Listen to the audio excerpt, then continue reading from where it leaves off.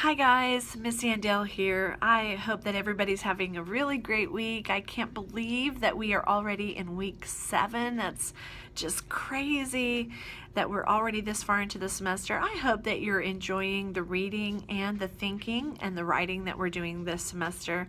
This week, as you probably have already noted, we are taking a look at Paul Laurence Dunbar and spending some time with him. I know that there's not a huge section devoted to him in the anthology, this particular anthology of writing, but please don't underestimate the value of his voice.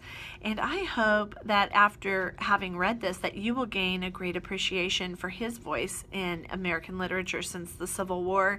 And I think he is a very important voice. I would be remiss if I didn't mention to you that this piece, We Wear the Mask, is often anthologized in Introduction to Literature books and textbooks and anthologies. It appears in a lot of places, and I can't wait to read what you have to say in your essays for this week, because it applies to everybody who's ever had to try to act one way when they were quite the other.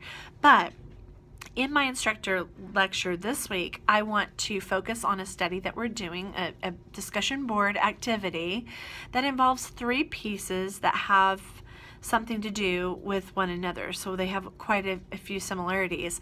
One thing that we'll be looking at is Dunbar's Sympathy, and it appears on page 1809 in this textbook. And I go ahead and pause me and find that, but I would just also say that you need to print out Maya Angelou's Caged Bird. And I know that sometimes that's labeled, I Know Why the Caged Bird Sings, but go ahead and print out a copy of that. If you've had me in English Composition 1, we have actually read this and discussed it before, so you'll remember this poem, hopefully. It's a very famous poem by Maya Angelou. And then additionally, the third piece that I have is a piece by a visual artist and violinist named Lindsay Stirling, and it is a piece that is also about a caged being, and it's called Song of the Caged Bird. So I look forward to hearing what your responses are. All of these pieces have great similarities and messages and thematic elements, and so I look forward to hearing your responses. One thing I want to note first off are the dates of these pieces were published, and I just wanted you to note that at the bottom of the poem in this text, it tells you that this was published in 1899, so that's when it was first published. Maya Angelou's poem Caged Bird was published in 1983, so we're talking about 84 years or so, separating the first one from the second one. And then the third one was posted to YouTube, so I don't know when she actually did it, but she posted it to YouTube in 2012. So it gives us a modern, the Stirling piece is a very modern idea and presentation of the same kinds of elements and messages.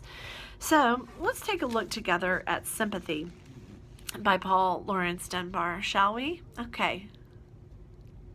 I know what the caged bird feels, alas, when the sun is bright on the upland slopes, when the wind stirs soft through the springing grass, and the river flows like a stream of glass.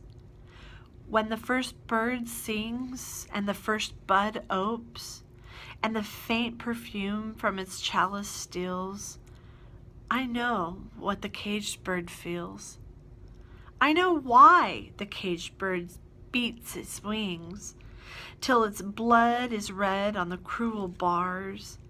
For he must fly back to his perch and cling, when he fain would be on the bough a swing.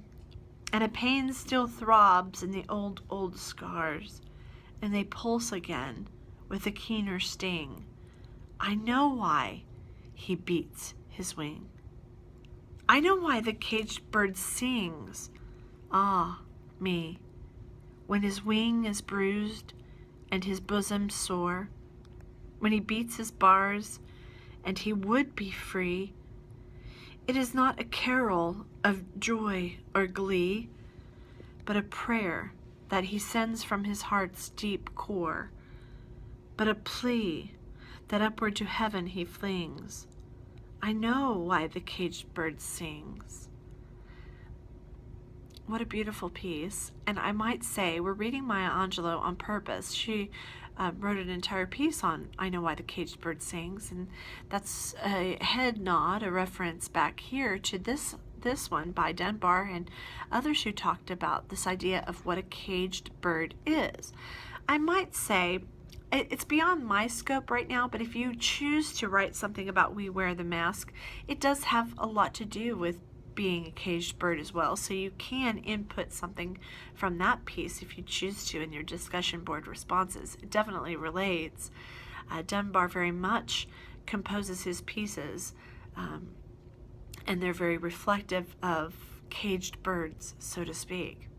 So I want you to think about each one of these stanzas. There are 3 stanzas. I hope by this point you know what a stanza